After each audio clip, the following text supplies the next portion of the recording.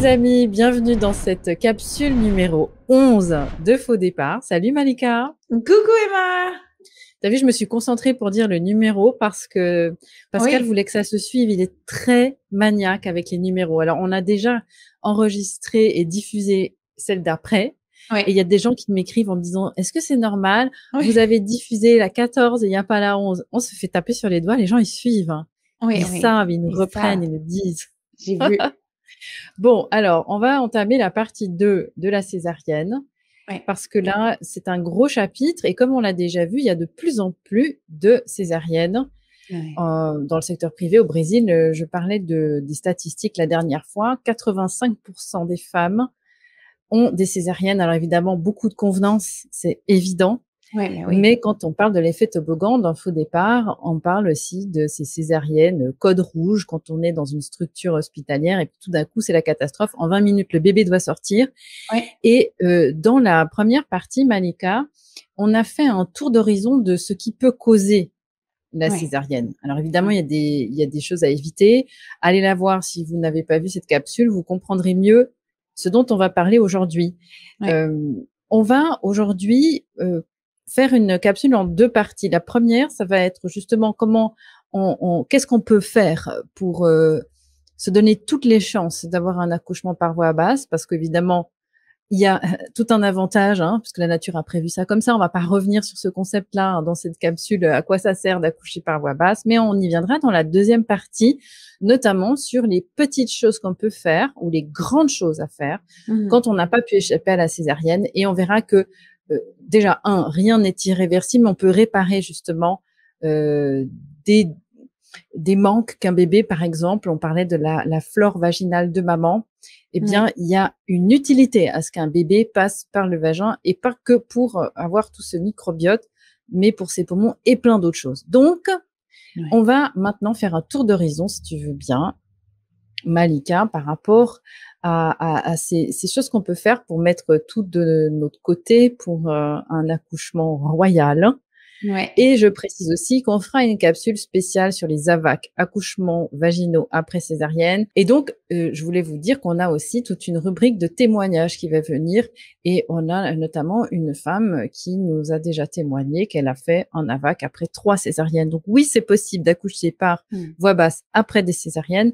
On va pas spécialement en parler aujourd'hui, mais par exemple, on a souvent nommé Ina Megaskin dans nos capsules.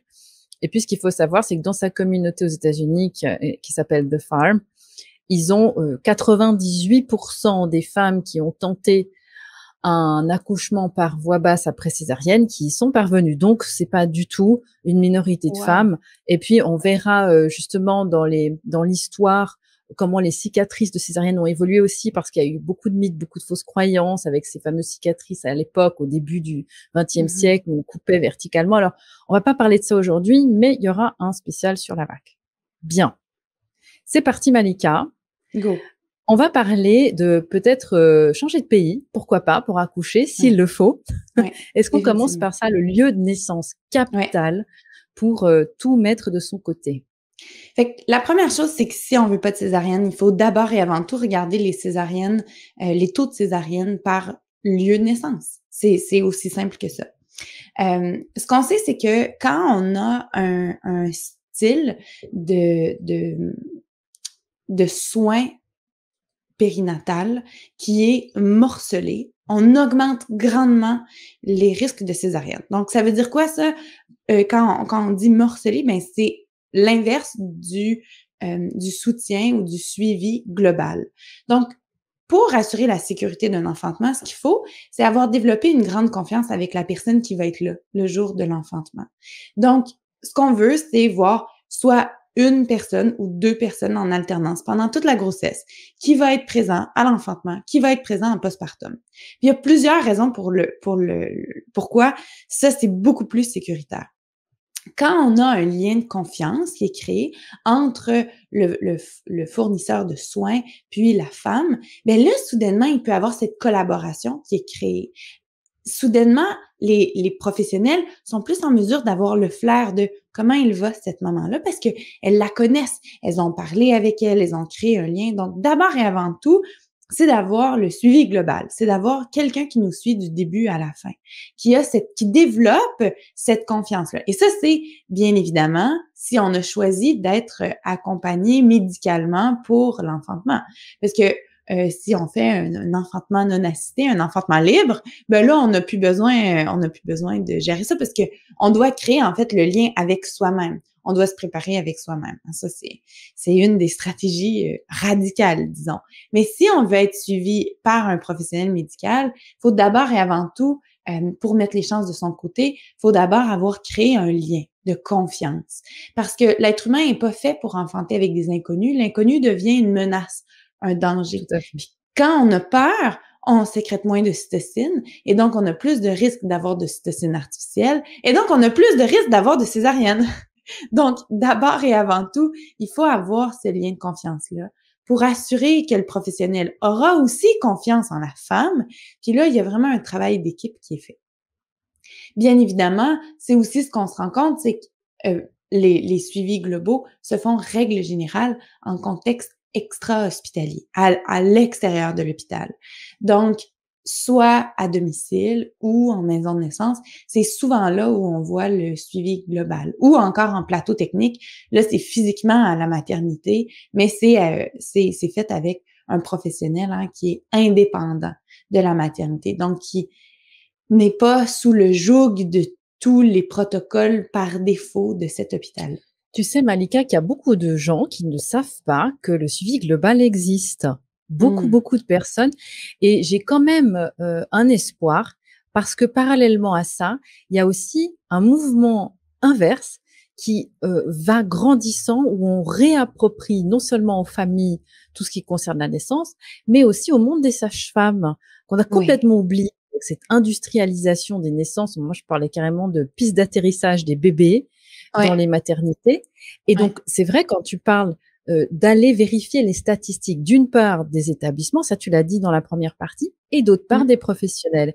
Et quand on voit ça, on se rend compte d'un état des lieux factuel de ce qui se passe. Et donc, je reviens sur une Amégaskin, parce que ça, je le redis, je l'ai déjà dit, 1,4% de taux de césarienne dans la communauté de femmes. Donc, ça veut dire que quand on a effectivement un suivi qui s'apparente à un suivi global aussi, évidemment, avec la physiologie et tout le tralala, mais il y a beaucoup de gens aussi qui allaient dans cette communauté quelques mois avant pour enfanter là-bas, parce qu'ils savaient bien que dans leur région, c'était pas possible. Donc, c'est vrai que du coup, ça rejoint vraiment une position qui n'est pas juste l'accouchement, c'est un sale moment à passer, vite, qu'on en finisse. Non, c'est vraiment une expérience que le couple a compris dans toute sa globalité. Et donc, on est loin des 21% de taux de césarienne dans le monde. Voilà, j'avais envie de le redire. Oui, tout à fait, tout à fait. Si tu veux bien, Malika, je voulais qu'on parle tout de suite des déclenchements, parce que dans ce qu'on peut faire pour se prémunir, j'aimerais que tu nous parles de ça, si tu veux bien, parce que une fois qu'on a choisi son lieu de naissance et un suivi global, il y a tout le business de la peur. On a déjà parlé de ça, des femmes. Ta maman même conseillait de mentir sur la date de conception du bébé pour pas qu'on se fasse tellement sauter dessus en fin de grossesse. Mais combien de femmes vous nous écrivez en nous disant, on voit carrément le compte à rebours, et paf. Et du coup, je sais pas comment c'est au Québec, mais alors en tout cas en Europe, je peux te dire que les femmes, à partir de 37 semaines, et même avant, des fois, on leur dit, faudra vous préparer à ce que voilà. Et on trouve tout un tas de raisons. Alors, les échographies, oulala, c'est une catastrophe, faut sortir le bébé, il va être trop gros, il est trop petit, il est trop ceci, trop cela, vous êtes enfin bref.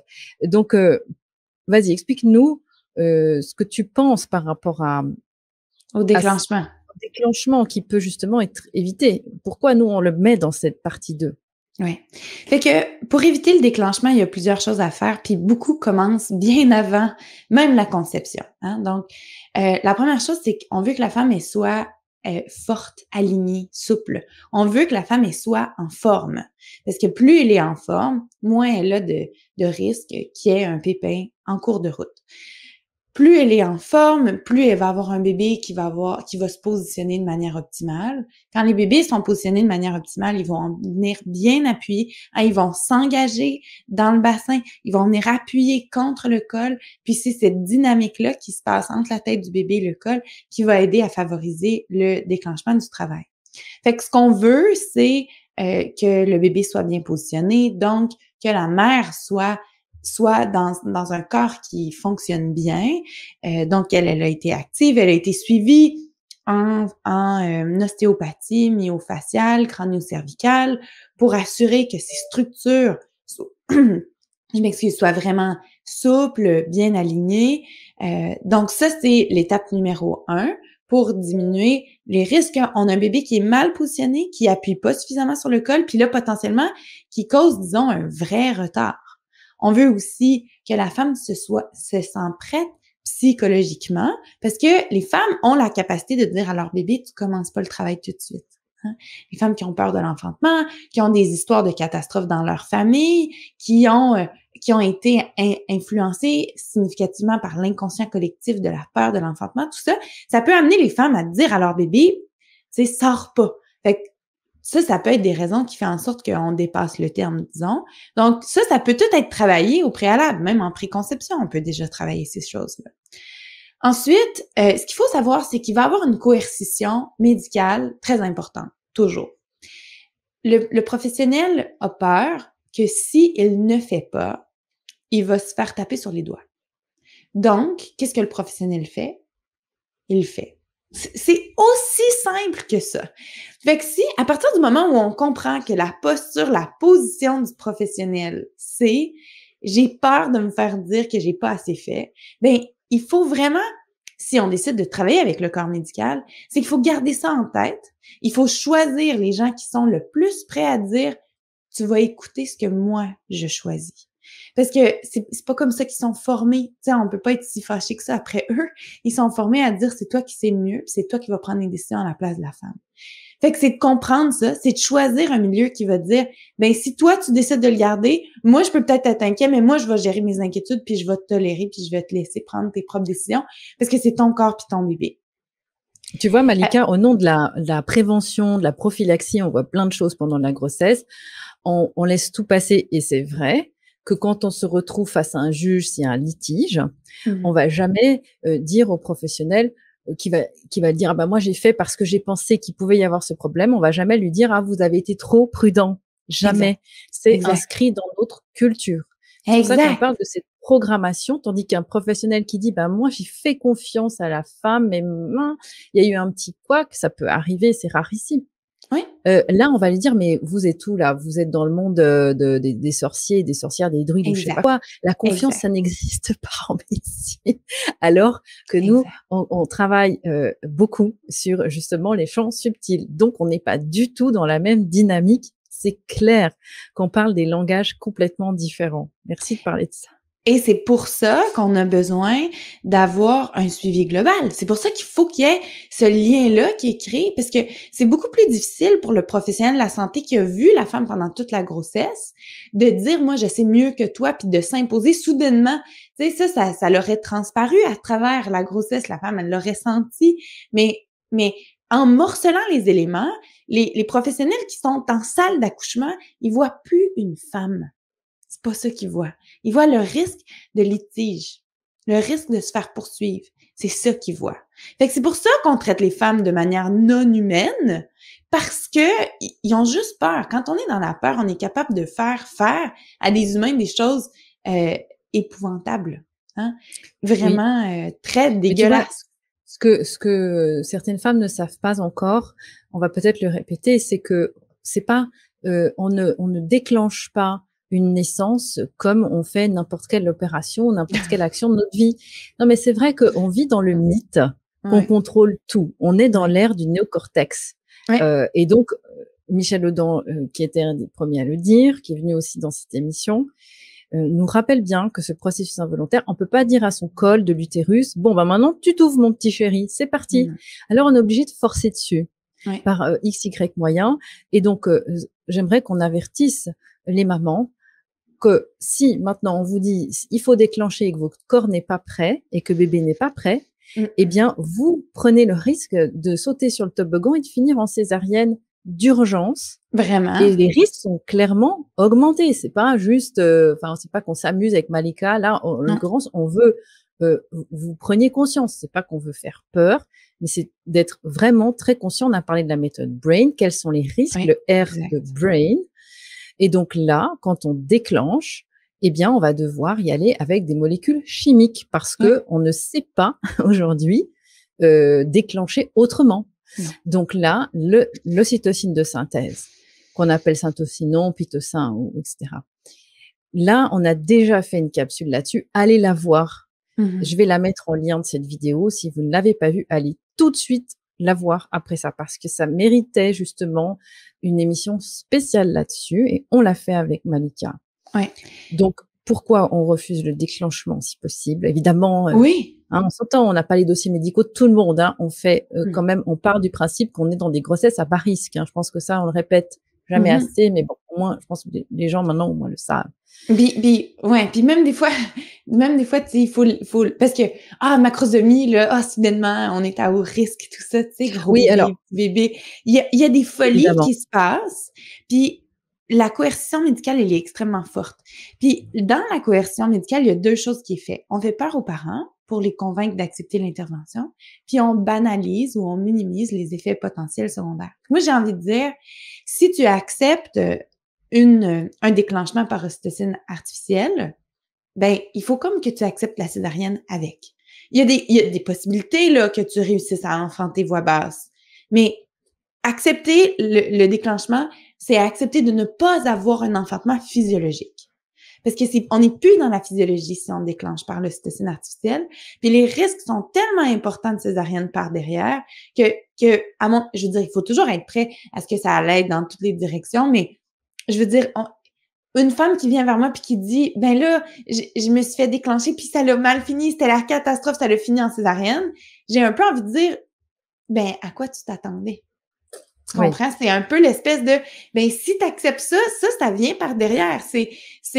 Je veux dire, c'est pas vrai que l'un vient jamais sans l'autre, là. C'est pas vrai, mais que c'est toujours systématiquement, aussitôt qu'on a un déclenchement, ça veut dire qu'on finit en césarienne. Mais je veux dire, tu sais, puis les femmes qui sont déclenchées puis qui ont pas de péri, ça, la proportion, elle est microscopique parce que c'est pas tolérable des contractions par ocytocine artificielle. C'est très difficile. Donc là, vraiment, allez voir cette vidéo sur l'ocytocine de synthèse parce qu'elle est très complète. Ce qu'on a fait est top. Et donc, tu viens de parler de la péridurale. Ça va de pair avec la position. On a déjà parlé dans la partie 1 de la position sur le dos, toutes les aberrations de cette position sur le dos. Et donc, la péridurale va avec. Et est liée aussi donc au déclenchement. Vous voyez, c'est difficile de séparer les choses parce que tout est imbriqué. Et donc, il y a plusieurs façons d'arriver sur ce toboggan. Et ça se rejoint parce que effectivement, quand tu parles tout à l'heure de péridurale, qui est quasiment une évidence quand on a des contractions induites, parce qu'on n'est plus du tout dans ce que la nature a prévu, on n'a pas les endorphines, ça part dans tous les sens. On n'a plus donc notre péridurale naturelle, ça on en a déjà parlé aussi. Dans la capsule sur la péridurale. En fait, il faudrait que je mette les liens de toutes les vidéos qu'on a déjà faites, les amis. Allez voir tous les épisodes. Vous allez sur le lien du site, dans l'univers. Au départ, vous regardez tout. Mais c'est vrai, c'est difficile de séparer les choses. Donc, on le dit une bonne fois pour toutes. On va pas revenir dessus. Péridurale et donc les positions. J'aimerais que tu nous parles d'une chose qu'on n'a peut-être pas trop évoqué dans Faux départ, le fait, et ça rejoint aussi des personnes qui sont pas forcément concernées par la naissance de façon directe maintenant, mais qui doivent être hospitalisées parce que le patient, il a des droits. En l'occurrence, une femme enceinte qui accouche, c'est pas pour moi une patiente, c'est juste une femme qui accouche, elle est pas malade, elle vient pas pour une opération. Et donc, ça rejoint aussi l'idée des vêtements et tous ces protocoles. Il faut être habillé avec des blouses chirurgicales. On a le droit de demander, de négocier un certain nombre de choses. Et comme toi, tu fais la formation pour les professionnels que j'ai eu la chance de faire, eh bien, dis-nous ce que tu leur apprends justement dans cette formation par rapport au fait qu'on peut demander, les parents et les familles peuvent demander. Oui, puis là, ce que je veux dire, c'est on peut le demander, puis il y a vraiment des structures qui vont refuser certaines choses. Ça devient contentieux un peu parce que la femme, elle a le droit de tout refuser. Légalement parlant, elle a le droit de tout refuser. Puis techniquement, il faut qu'il y ait quelqu'un qui soit prête médicalement à la soutenir. Hein. On devrait jamais comme forcer une femme à avoir un enfantement non assisté. Ça doit toujours être un choix personnel. Mais il reste que, bon, ça, c'est là où ça joue du coude, ça devient contentieux. Mais donc, les femmes ont le droit de refuser de porter la blouse d'hôpital. Elles ont le droit de garder leurs vêtements, même si ça va à l'encontre du protocole. Parce que au-delà du protocole, il y a toujours le consentement. Hein, c'est ce qui prévaut au-delà de tout, c'est que la femme accepte. On dit si tu as accepté de venir dans notre maternité, tu as accepté par défaut tous nos protocoles, et c'est comme ça qu'ils s'en sauvent les maternités de demander le consentement pour toutes les interventions. Mais techniquement, les femmes, elles ont le droit. Préférablement, on se rend pas en maternité, on se rend pas en structure. Puis c'est pour ça que je dis, moi, si j'étais, par exemple, si j'habitais en France, je sentirais que j'aurais deux choix, le choix de l'enfantement libre ou d'aller dans un autre pays. Parce que les sages-femmes qui pratiquent les accouchements à domicile, elles travaillent dans l'illégalité. Il y a donc tout ce stress-là qui est présent, qui est pas simple du tout. Puis ça, c'est si on a une sage-femme qui fait du domicile dans notre région. Fait que c'est pour ça, ou encore des enfantements par siège, hein, quand les bébés sont en position de siège. Ça, c'est sûr et certain. Moi, j'irais dans un autre pays, j'irais en Grande-Bretagne pour enfanter. Je ferais n'importe quoi pour aller ailleurs, pour avoir des gens qui sont formés à la physiologie. Parce que si t'es pas formé, ben c'est sûr que tu peux pas en faire.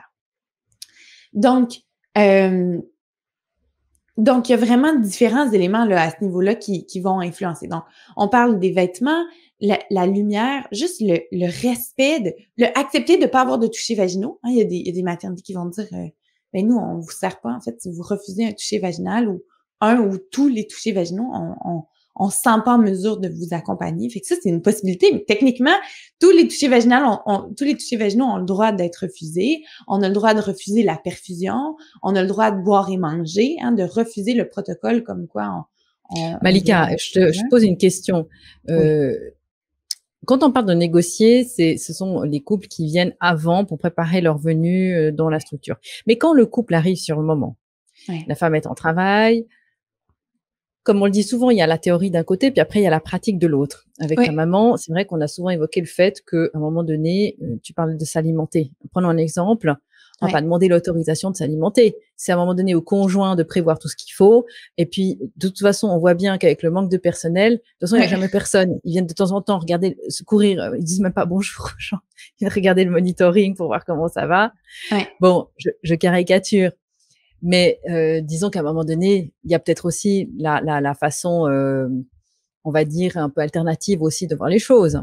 Oui, ben oui. Fait qu'il y a différentes stratégies pour parce que ce qu'il faut comprendre, c'est que les professionnels, ils font de leur mieux avec une situation pourrie, dans lesquelles ils ont été brainwashés de manière pourrie. Fait que, je veux dire, c'est pour ça que je dis que le milieu médical, il est pourri.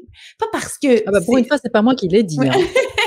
Ah, ça fait plaisir. Ah, voilà. Puis c'est pas parce que les gens qui y travaillent sont pourris. C'est pas ça. Ce sont des bonnes personnes qui cherchent avec bonnes intentions de soutenir les femmes, mais qui se font mettre dans des positions impossibles, avec des informations manquantes, fait que c'est ça qui crée la pourriture, disons.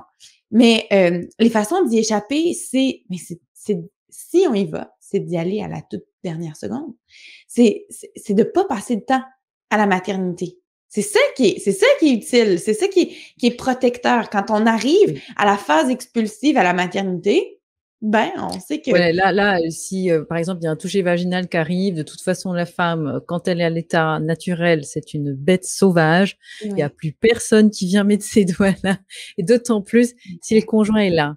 Et donc, oui, effectivement, merci de rappeler ça. On l'avait déjà dit avec ta maman, il me semble, d'arriver le plus tard possible, ou à la limite, à ce moment-là, de toute façon, il n'y a plus rien qui peut vous arrêter. Exact. Vous êtes une avalanche. Ouais, c'est le train, il est parti, mais je veux dire, c'est pas garant, parce que ça reste un lieu pas tout à fait favorable, c'est pas garant que ça se passe bien. Parce qu'il y a des femmes qui se font disputer en arrivant à la maternité parce qu'ils sont arrivés trop tard. Hein. Autant on les dispute parce qu'elles arrivent trop tôt, autant on les... Parce que là, ils sont affolés, parce que là, ils ont pas de place, parce que là, ils ont pas préparé, parce que là, fait que ça les frustre parce qu'ils ont peur. Fait que ça se tourne vers qui? Ça se tourne vers la femme, c'est pas parfait. Malika, l'idée qui me vient parce qu'on avait parlé de ta façon d'organiser ton accouchement et tu avais prévu en cas de transfert Ouais. d'avoir le casque sur la tête avec la musique. Ouais. Je me dis qu'à un moment donné, soyons peut-être créatifs. Si vous devez aller le plus tard possible à la maternité, vous pouvez très bien mettre votre playlist sur la tête. Et puis, c'est votre conjoint qui gère. Vous vous occupez de votre univers et de votre monde. Parce que c'est vrai, comme tu dis, Ouais. d'arriver puis de se faire enguirlander parce que c'est pas votre problème. Vous êtes là pour enfanter. Et si ça plaît pas, tant pis, c'est dommage parce que les gens devraient vous dire merci d'être là, de nous permettre d'assister à ce moment magique. Il y a plus le sacré là-dedans. Non. C'est vrai, hein? Il y a plus ça. Donc, on a parlé de ça, mais il y a aussi une chose qui peut causer et qui a, ça c'est vérifié dans l'histoire, qui a triplé les taux de césarienne dans les années qui ont suivi sa mise en pratique, c'est le monitoring continu. Ouais. Hein, versus l'auscultation intermittente. Toi et moi, on a accouché à la maison, on a eu, je pense, ta sage-femme pareil. Toi, en plus, on avait deux. T'avais deux sages-femmes plus les deux. On avait 4. On a fait le décompte déjà. Hein. T'as triché, tu es déjà jalouse. Oui, mais il y en a 2 qui sont jamais rentrés dans la pièce. Hein. Il y en a 2 qui sont juste, qui sont restés dans les escaliers. Je sais pas si ça compte, mais. Toute la gang, quand on dit au Québec. Ouais, exact. Mais du coup, quand on accouche à la maison, la sage-femme, elle vient. S'il y a une sage-femme, évidemment. Et puis, elle fait l'auscultation intermittente. Donc, elle vient, je crois qu'il me semble que les recommandations en Suisse, c'est toutes les 15 minutes de venir faire un petit check, hop, puis on repart. C'est vraiment rapide. Ouais. Je sais Puis, pas, on a toujours le droit, tu sais, moi, 1000 fois, moi, j'avais dit si je suis dans la baignoire, parce que moi, je voulais juste utiliser le stéthoscope. Tu sais, le truc qui ressemble à un stéthoscope, là, mais pour écouter le cœur. Donc, ça peut pas être fait dans l'eau, ça. Il y a juste le Doppler qui peut être utilisé dans l'eau. Puis, nous, on avait dit, on veut pas ces ondes-là sur notre bébé. On avait d'ailleurs choisi de pas faire d'échographie. Fait que la suite logique, c'était de refuser le Doppler aussi. Fait que ça peut pas être fait dans la baignoire. Fait que si j'ai passé 4 heures d'affilée dans la baignoire, ben, il y a pas eu de sculptation à ce moment-là. Mais il y avait une compréhension entre ma sage-femme et moi qui était, elle allait me demander, bébé bouge bien, comment tu te sens? Puis moi, je lui répondais. Je me connectais avec mon bébé, puis je savais. Parce que c'était moi l'outil de diagnostic le plus important. Puis ma sage-femme, elle avait développé la confiance que moi, j'allais être connectée, puis j'allais pouvoir être l'outil de diagnostic sur lequel elle pouvait se fier. C'était un travail d'équipe. On travaillait ensemble avec cette confiance-là. Puis elle savait, moi, j'avais dit à ma sage-femme, je leur avais dit à toutes, en fait, si ce bébé-là, il meurt, ce bébé-là, il sera mort parce que moi, j'ai pris les décisions qui auront mené à sa mort, pas vous. Il est clair que il y a un moment donné, il y a quelque chose de plus grand qui se passe dans une naissance. Et tu vois, on le dit comme ça après coup, mais pour l'avoir vécu aussi, on est aligné avec notre enfant. On est connecté, on sent s'il y a quelque chose qui va de travers quand même. Et je pense que c'est très bien aussi de rassurer le professionnel qu'elle a, qui lui n'est pas connecté, en lui disant j'assume. C'est ça aussi, prendre ses responsabilités. On peut pas être souverain et puis remettre le pouvoir et la puissance dans les mains de l'autre. Donc par rapport au monitoring, comment ça se passe donc du coup dans les structures? Est-ce que les personnes peuvent aussi dire bah écoutez, moi j'ai pas envie d'un monitoring continu? Mais techniquement, légalement, oui. Les personnes ont le droit de dire « je refuse le monitoring ». Techniquement, elles ont le droit, les femmes, de refuser le monitoring fœtal en continu. Elles ont le droit de refuser l'intermittent. Elles ont le droit de le refuser à l'expulsion. Elles ont le droit de le refuser n'importe quand parce que c'est une intervention médicale qui nécessite un consentement. Maintenant, c'est sûr que ça va activer puis affoler l'équipe. Puis ça, c'est là où vient le temps de jouer l'espèce d'équilibre fin. Parce que des fois, quand on choisit le milieu médical, il faut aussi s'assurer de pas les froisser à un point où ils vont devenir maltraitants parce qu'ils sont fâchés, parce qu'ils sont blessés. Guerres d'ego. Oui. Fait que c'est pour ça que moi, je dis toujours, on peut pas enfanter avec des gants de boxe. Surtout, la femme, elle peut pas faire aucun de ces combats-là pendant le travail. Donc, elle peut, je les encourage à magasiner, à rencontrer les chefs de service de chacune des maternités si elles ont choisi la maternité, parce que c'est très, très significatif. Et là, on met sur les souhaits de naissance, on demande d'apposer la signature du chef de service qui dit, oui, moi, j'autorise j'autorise que cette femme-là garde ses vêtements, que cette femme-là mange, que cette femme-là ait une écoute du cœur de manière intermittente s'il y a la disponibilité du professionnel. Puis s'il y a pas la disponibilité, ben il y en aura pas. Puis tu sais, fait que c'est vraiment de négocier, voir comment ça se fait. J'autorise que cette femme-là soit pas perfusée. Peut-être que là la femme va négocier. Ben écoute, si tu veux, on peut faire une voie ouverte avec un cathéter obstrué. Puis là comme ça, ben là ça les professionnels ça les rassure un peu. Puis la femme elle a pas toute la perfusion qui bousille le cocktail hormonal. Fait que ça, c'est toutes des choses qui peuvent être discutées, mais il reste que le jour J, ils peuvent tomber sur une sage-femme, sur un médecin qui a une mauvaise journée, qui a une mauvaise humeur, que ça fait chier que cette femme-là, elle décide d'être dans son pouvoir, puis qui elle se fait punir par cette équipe-là, qui sont juste comme, ah, tu m'écœures, tu me fais chier, j'ai peur à cause de toi. C'est ça. Puis ça reste que c'est pour ça que le lieu le plus dangereux pour enfanter, c'est la maternité. Oui, et d'ailleurs, dans une capsule avec ta maman, j'évoquais le fait qu'une sage-femme disait dans une émission de télé-réalité sur la naissance que jamais elle aurait pu accoucher sans péridurale, que c'était comme de se faire casser les côtes en direct. Et donc, forcément, qu'on est l'objet des peurs des autres.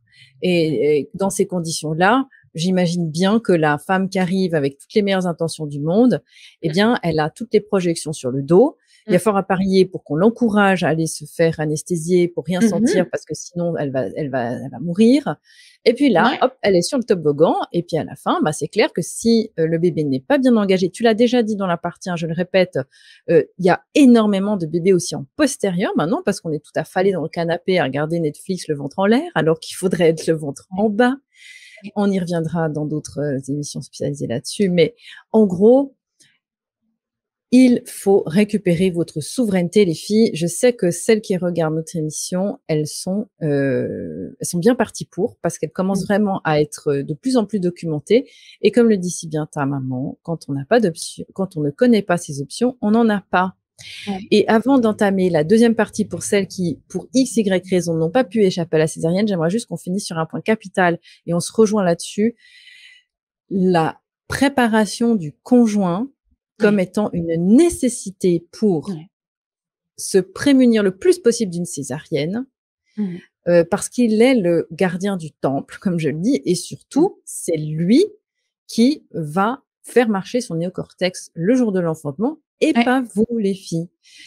Un conjoint préparé, toi, tu avais ton conjoint avec toi le jour de la naissance du petit, moi aussi, et effectivement, on sent une grande différence quand on a un conjoint qui est serein, qui sait ce qui va se passer, qui est pas mort de trouille, au niveau de notre production d'ocytocine, qui permet justement d'être dans les meilleures conditions pour avoir des contractions efficaces. Et puis tout le travail qui se déroule harmonieusement. Qu'est-ce que tu aurais envie de dire par rapport à ça? Tu sais, Michel Audin a toujours dit l'enfantement, c'est pas le lieu pour le père. Le père n'a pas sa place dans l'enfantement. Puis nous, on a passé, Julie, dès la naissance de la méthode Bonaparte, a dit, mon objectif, c'est d'inclure les pères dans le processus. Puis pourtant, nous et Michel Audin, on a une vision très similaire de l'enfantement puis des processus hormonaux. Fait que pourquoi on en arrive à une conclusion aussi différente? Mais en fait, c'est que Michel Audin a 100% totalement dit vrai quand il dit que le père n'a pas sa place. Et moi, je dirais le père stressé n'a pas sa place. Parce qu'un père qui a peur a définitivement la capacité de faire, excusez mon langage, chier l'accouchement. Il a la capacité de le faire.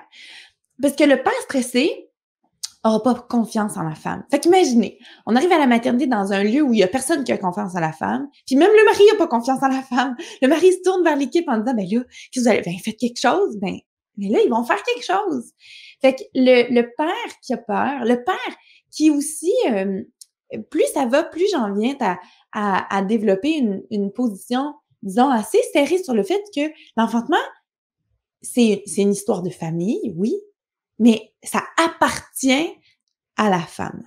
Fait que le père qui dit, ouais, mais moi, je veux qu'on en fasse une échographie, j'ai comme envie de dire, ouais, mais toi, c'est pas ton corps. Hein, c'est un peu pas fin, hein? C'est un peu, mais ça fonctionne pas, ça. Puis peut-être que, tu sais, c'est sûr que là, je réagis un petit peu parce que j'ai une copine dernièrement qui a accepté plusieurs échographies, puis beaucoup parce que, ouais, mais si je fais pas d'échographie, mon chum, il va tellement être stressé qu'il va me nuire.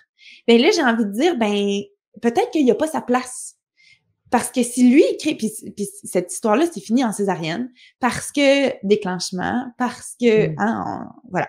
Fait que c'est pour ça que j'ai envie de dire, moi, l'effet toboggan, en fait, il commence plus haut. L'effet toboggan, il commence avec le choix de naissance, puis avec la position du père. J'ai l'impression que, tu comprends? L'espèce de Bien sûr. glissade, là, elle commence là. Parce que tu as un père stressé que tu décides d'amener avec toi, puis tu vas à la maternité, ben, tu es déjà sur le toboggan. Il est Tu sais, déjà il y oui, a un vas-y. effet, toi, aussi, avec ton approche, psychologique, effectivement, tu me rejoindras sur, le fait que les hommes, d'une façon générale, sont très rassurés par la technologie. Ça, on a beaucoup Mmh. de témoignages dans ce sens-là. À Mmh. partir du moment où il y a une machine qui s'en mêle, l'homme, il se soulage lui. Mmh. Et donc, du coup, il a tendance à plus faire confiance à la technologie qu'au Mmh. ressenti, au monde subtil, qui peut-être est la partie plus féminine, hein, de nous, que ce soit homme ou femme. Et dans notre culture, fasciné par la technologie, il est évident, on parle même pas de ceux qui sont pour l'humain augmenter et puis se Mmh faire implanter des trucs pour être plus performant. Mais donc évidemment que on a tendance à se dire bon, je vais faire une échographie puis ça va me rassurer. Alors qu'en fait, il y a tout un business là derrière, mais au-delà de ça, Ouais. je l'ai dit d'ailleurs dans mon livre, j'ai repris des mots une Québécoise d'ailleurs, qui disait que, elle n'avait jamais vu une échographie du 3e trimestre normale. Il y a toujours un truc à dire et les échographies ne sont pas des mesures fiables. Donc Non, évidemment qu'il y aura toujours un truc. Moi aussi, on mais m'a dit pour Evie, alors, oui, elle a peut-être une malformation du pied, mais mmh, elle a peut-être. Refaisons un contrôle dans 3 semaines et paf et on facture et à chaque fois alors évidemment, quand tu vas avoir un bébé, ouais, tu te fais flipper pour un oui et pour un non et là encore ouais, quand c'est ça, ça va. Après on te dit: «Oui», alors, ah, ouh là là, mais il va être gros. Alors évidemment la peur numéro 1 de toutes les femmes, c'est de dire: «Je vais jamais réussir à le sortir, je vais me déchirer en 1000 morceaux» et ouais. puis voilà comment aussi on vend le déclenchement à fond la caisse. Ah Donc oui, ah oui. attention, attention Ah, à cette l'échographie fascination technologique. l'échographie, moi, je la rentrerais dans l'effet toboggan aussi. Tu sais? Tu 3 choses, t'as un mari stressé, t'acceptes de faire des échographies, puis, puis tu choisis d'enfanter à la maternité. Écoute, déjà là, ton projet physiologique, si tu réussis ton projet physio, Tu waouh! viens, Parce que tu tu nous appelles. ouais, c'est ça, exactement. On veut On entendre fait ton histoire parce un que on fait là, un finalement, Guinness. la fille nous raconte, ah, ben, en fait, je suis arrivée, j'étais à dilatation complète, mon réflexe expulsif avait commencé, puis c'est là que je suis arrivée à la maternité, puis on dirait, ah, ben oui, c'est pour ça que toi, t'as réussi ce projet physio avec toutes ces, tu sais, t'as pris, tu sais, j'aime voir l'effet toboggan comme étant, t'as des sorties, tu sais, tu peux éventuellement, ben, là, t'as pris la sortie à la dernière seconde, comme, tu t'es pas rendu, ben voilà, c'est pour ça que ça a fonctionné. Mais c'est un peu pas de chance, c'est très difficile. Puis oui, je pense que quand les hommes, tu sais, on parle du masculin sacré, hein, quand les hommes découvrent, en fait, je pense que les hommes sont très forts, puis ils sont là, puis ils peuvent prendre toute leur effervescence dans la puissance, dans le rôle de protecteur, puis ils font une bonne job là-dedans. Euh, et quand ils sont dans cette position-là, dans leur puissance, ils savent qu'ils sont juste par leur être puissant, ils sont aussi capables, sans être menacés, de reconnaître la puissance féminine, puis de reconnaître qu'il y a un monde invisible à eux qui est vrai et qui existe. Puis c'est vraiment la position dans laquelle je sentais mon mari, moi, dans l'enfantement, c'était, lui, il avait compris son rôle, c'était de préserver le lieu, l'espace, c'était une espèce de, tu sais, le Cro-Magnon qui savait quoi faire pour être là, pour moi, que je puisse m'accrocher à lui à n'importe quel moment. Et lui, ce qui lui permettait d'être dans cet état-là, c'était qu'il savait qu'il y avait bien au-delà de ce qu'il était capable de comprendre et voir, une magie qui s'opérationnalisait en dedans de moi, entre moi et notre enfant. Puis c'était dans cette confiance-là que lui avait, dans ce masculin sacré de, il existe quelque chose de plus grand que moi que je ne vois pas, mais qui existe. qui a pu être dans toute sa force et là que sa masculinité était protectrice. Donc, encore une fois, je conseille d'aller voir une capsule qui existe déjà sur le rôle des chouchous qu'on a fait avec Julie, ta maman, parce que on est en plein dedans. Donc oui, les conjoints stressés ou qui ne connaissent pas la physiologie de la naissance, eh bien, eux sont clairement des facteurs qui augmentent les risques de césarienne. C'est dit. Et maintenant, si tu le veux bien, Malika, on arrive dans la dernière partie qu'on devra faire un peu plus vite que la première parce que le temps nous presse à chaque fois, mais on avait promis de le faire et c'est important de faire une petite liste. On a préparé pour vous, les amis, des choses les plus importantes qu'on a estimées avec Malika faire si vous n'avez pas pu échapper à la césarienne pour X, Y raison. Encore une fois, vous avez fait comme vous pouviez avec les moyens du bord et avec vos données à ce moment-là. Une fois que c'est fait, il y a certaines choses qu'on peut, on va dire, appliquer tout de suite après, ou voire des années après. Ça, c'est pour la partie plus subtile, pour justement limiter les dégâts. Et pour ce qui est des années après, je l'avais rajouté à la liste, c'est la cicatrice de la réparer d'un point de vue énergétique. Je voulais juste commencer par ça, si tu veux bien. Je vais faire court. C'est vraiment, on a remarqué que, évidemment, notre corps est subtil. Vous avez des approches en médecine chinoise que j'aime beaucoup. Et effectivement, une cicatrice, quelle qu'elle soit, et d'ailleurs la césarienne, c'est une des plus grosses cicatrices quand même dans un endroit énergétique qui est capital, dans le méridien sacré, le chakra sacré. Eh bien, on peut les réparer énergétiquement. Donc, allez voir des thérapeutes. Il y a vraiment plein de personnes qui savent le faire et vous accompagner parce que on peut avoir vraiment des pertes d'énergie colossales. Ça, c'est dit. Et ça peut se faire n'importe quand. Maintenant, on a parlé de réparer les dégâts. Toi, tu nous avais commencé cette liste, Malika, avec le fait de, si c'est une césarienne prévue, alors là, évidemment, on n'est pas dans le code rouge, de tirer du lait avant, du colostrum à l'avance. Ben, en fait, ça, je le propose, moi, systématiquement à toutes les femmes, césarienne élective ou non, pour 2 raisons. Parce que quand on apprend à faire l'extraction manuelle pendant la grossesse, on augmente beaucoup nos chances de succès d'allaitement. Parce que soudainement, on découvre, OK, avant même d'avoir enfanté, il y a déjà quelque chose qui sort de mes seins, puis je sais comment le faire sortir. Donc, je sais, tu sais, je crée, ça crée une confiance à la base. Fait que moi, je propose systématiquement à toutes les femmes enceintes, dans leur 3e trimestre, de faire l'extraction manuelle, puis de récupérer dans des petites seringues, donc le colostrum, de le congeler, puis quand on va à la maternité, si on choisit la maternité, astérix ici, d'amener avec soi nos seringues de colostrum gelées, et comme ça, s'il était pour avoir un accouchement d'urgence, où on n'a pas la capacité d'être avec le bébé tout de suite, mais le bébé peut avoir notre colostrum. Puis le colostrum, c'est vraiment c'est un liquide magique. Parfois, en fait, avant, on disait que c'était inutile. Ah, le lait n'est pas rentré encore, c'est problématique. Même. Comment? Il y a eu des périodes dans l'histoire où on disait que c'était carrément dangereux, hein? Oui, ben oui. Tu sais, mais tant qu'à faire. Oui, tant qu'à faire, exactement, tant qu'à faire. Alors, ce qu'on se rend compte, c'est que le colostrum, ça aide vraiment, vraiment beaucoup. Je parlais avec une famille dernièrement qui disait, le bébé, la naissance avait été très difficile, tout ça, puis le bébé avait une difficulté, là, vraiment au niveau de son taux d'oxygénation, puis quand il est né, puis dans la minute après avoir eu du colostrum, boum, tout a été changé. Fait qu'il avait été amené voyons, je l'ai dit en français, NICU, en français, c'est l'unité néonatale. Et donc là, il avait été séparé de sa mère, mais là, aussitôt qu'il y a eu du colostrum, boum, tout s'est remis en place. Fait que la possibilité d'assurer que le bébé ait du colostrum tout de suite après la naissance, ça, c'est déjà un facteur aidant. De le tirer à l'avance et de le congeler dans des petites seringues. C'est une très bonne idée. Puis je veux préciser, quand on dit tirer, je veux dire vraiment l'extraction manuelle. Je le propose vraiment de le faire manuellement pour les bienfaits au niveau des succès, de l'augmentation du succès d'allaitement.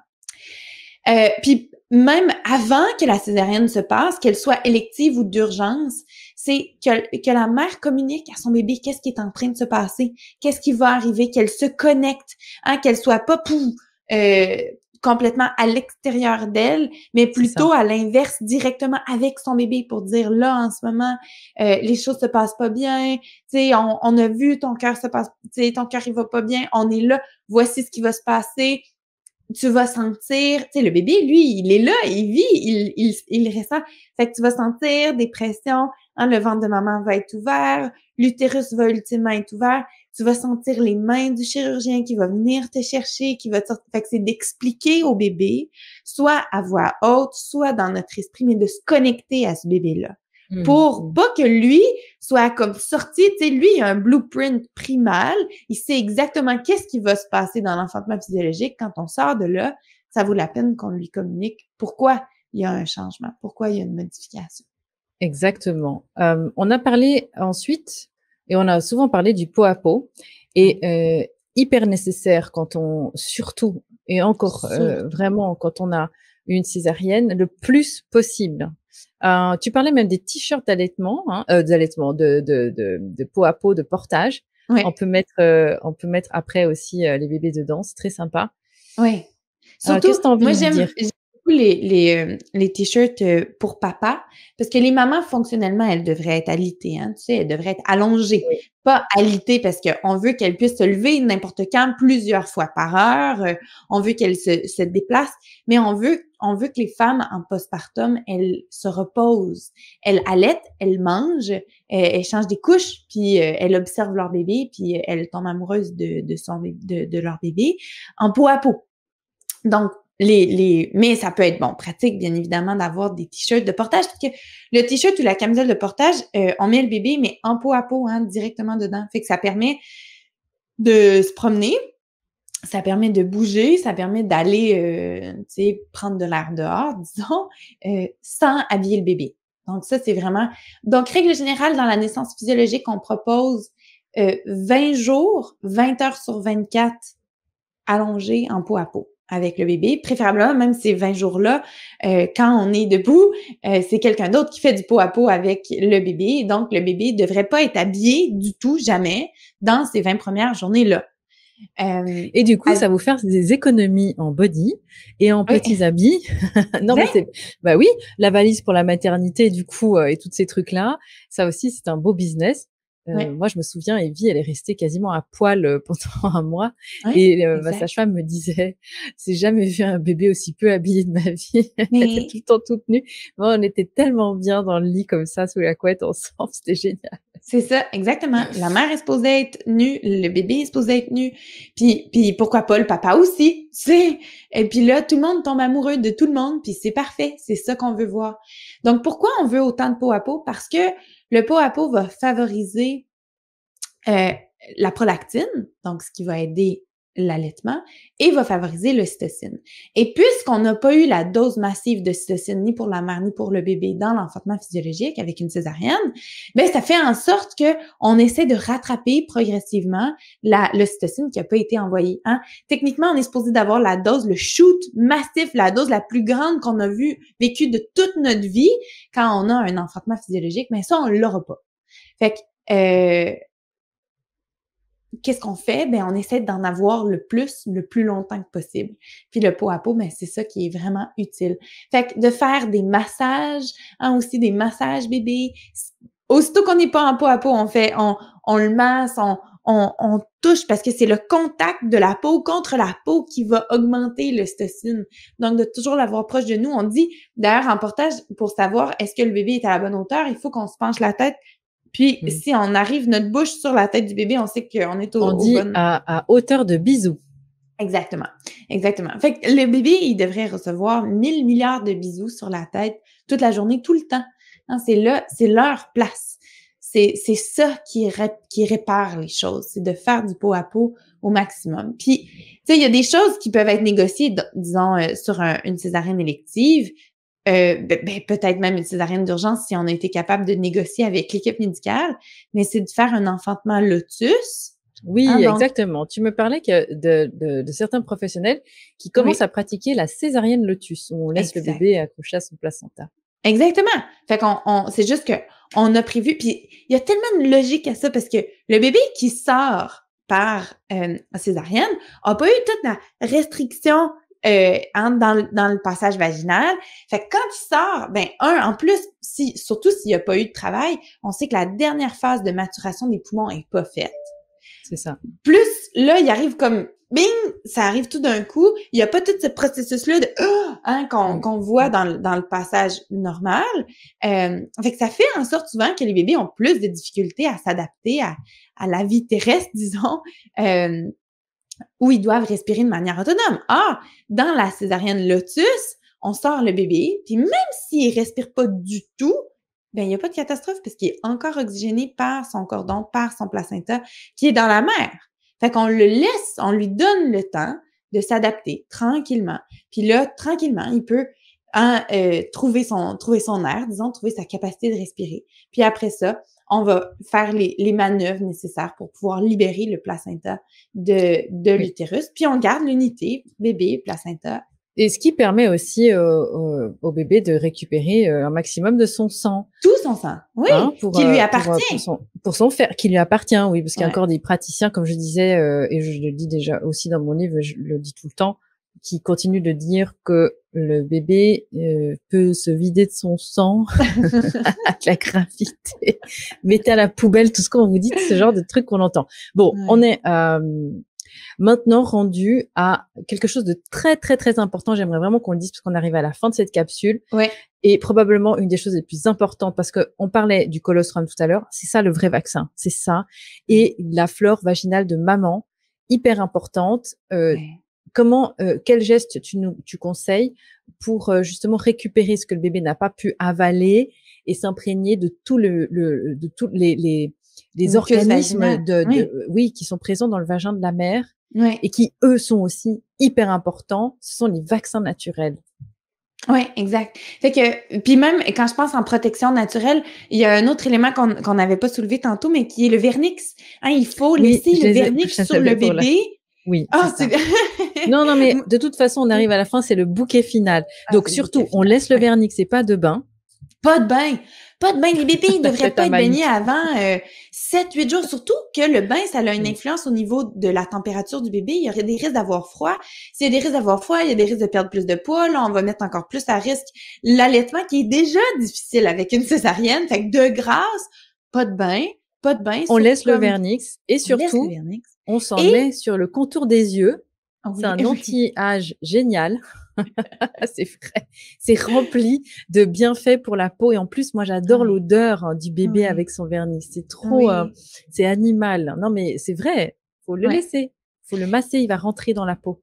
Puis pour la fleur, ben c'est tout simplement, c'est tellement niaiseux, puis c'est tellement simple, puis ça me rend tellement dingue que ce soit pas une pratique acceptée en milieu hospitalier, mais c'est tout simplement prendre du mucus vaginal, puis le mettre tchou dans les yeux, dans le nez, dans la bouche, dans les oreilles, puis là, voilà, on a colonisé le bébé avec exactement la flore que la femme a développée pour assurer sa sécurité dans son milieu à elle. Donc, ça prend 1 minute. On met les doigts dans le vagin. Mais les doigts ou un petit tampon ou quelque chose, Voilà. Et puis, on donne au bébé, on le met dans tous ces petits trous. Non, mais c'est hyper important. Encore une fois, ne demandez pas qu'on le fasse pour vous. Faites-le. Faites-le parce qu'on va encore vous sortir des histoires aberrantes. Parce que ça n'existe pas dans les. Non, mais c'est vrai, ça n'existe pas dans les programmes. Ça serait trop simple, ça serait trop efficace. Et là, on est vraiment aussi dans ce qu'il y a de mieux pour l'immunité du bébé. Vraiment. Parce que si le bébé il est pas colonisé par la flore de sa mère, il va être colonisé par la flore de quoi? L'hôpital. Et je veux dire, wesh, hein? Puis c'est pour ça que en faisant du pot à pot, on réussit, parce qu'à travers le pot à pot, on peut aider un petit peu à la colonisation. Donc, ce qui est mieux que le bac de plastique transparent dans lequel on met les bébés tout habillés, emmitouflés, là, avec leur... voilà. Il faut pas trop me... t'es déchaînée aujourd'hui. Oui, là, j'ai envie, là. Tu sais, là, je suis comme... ça... c'est bien. On t'aime bien comme ça, Malika. On découvre tout le temps de nouvelles facettes. Oui. Non, mais c'est dur de rester zen. Parce que c'est tellement aberrant. C'est dingue. C'est mental. C'est, comme mon fils dirait, c'est fou braque. C'est fou braque ce qu'on fait à l'hôpital. Ça n'a pas de sens. Puis c'est pas parce que c'est pas parce que les professionnels, c'est des méchants. C'est pas ça. C'est juste qu'ils le savent pas, mais c'est pourri. C'est C'est vraiment pourri et on a beaucoup de professionnels qui nous rejoignent et on les salue, on les oui, encourage. Tenez on bon, les mais aime. on les aime, il y a des chefs de Oui, service et vous êtes encore plus courageux que oui, n'importe qui parce qu'il faut en vouloir aussi, hein, pour aller dans le sens du courant et se faire traiter d'hérétique et de tous les noms. Mais c'est oui, pas grave, on continue. Et effectivement, les gens aussi se mettent en réseau d'un point de vue professionnel et se rendent compte qu'eux aussi sont pas tout seuls. oui. Donc, moi, j'ai fort espoir, sinon on ferait pas ce qu'on fait, hein, si on était en train de se dire que tout était fichu. Au contraire, chaque jour, ça va un peu mieux parce que on est là et puis les gens s'informent. Quoi qu'il en soit, les amis, c'est vous qui portez la solution parce que vous êtes souverain. Oui. Donc, n'attendez pas qu'on vous autorise. On l'a bien compris. On a des droits en théorie, on a tout ce qu'il faut. Il y a des chartes, il y a tout ce qu'on veut. Et puis en pratique, on est toujours dans une dynamique où il faut se soumettre à l'autorité extérieure. Et donc, Ouais. c'est terminé. Cette époque-là est révolue et poussiéreuse. Vive la liberté et la souveraineté. Voilà, c'est Yes, dit. yes. On est à la fin de cette capsule. Merci Malika. Je te laisse le mot de la fin pour dire au revoir. Ah, liberté. Ah, moi, tu m'as enflé, c'est parfait. Juste ça. Liberté, liberté, liberté. On est souverain, on a le droit. Puis quand on ouvre nos yeux, puis on reprend cette force-là, les femmes enfantent depuis que l'humanité existe, on sait comment faire, nos corps savent comment faire. Puis quand on se libère d'un milieu qui ne sait pas comment, qui sait juste créer des merdes puis les réparer après, ben là, on peut débarquer, tout simplement dire, moi, l'effet toboggan, là, j'embarque même pas dedans. Je reste à côté. Je vis ma grossesse en femme souveraine. Mon corps m'appartient, mon bébé m'appartient. Ce sont mes choix, puis je sais comment. Génial. Et puis, si vous voulez aller plus loin, vous avez tous les liens dans la barre d'infos de cette vidéo pour rejoindre Malika, sa maman, moi et tout l'univers Faux Départ. On vous aime. Merci de partager ces vidéos Oui. d'utilité publique. Merci Malika. À la prochaine. Merci Emma! Je t'aime et je vous aime tous. Bisous! Ciao. Ciao!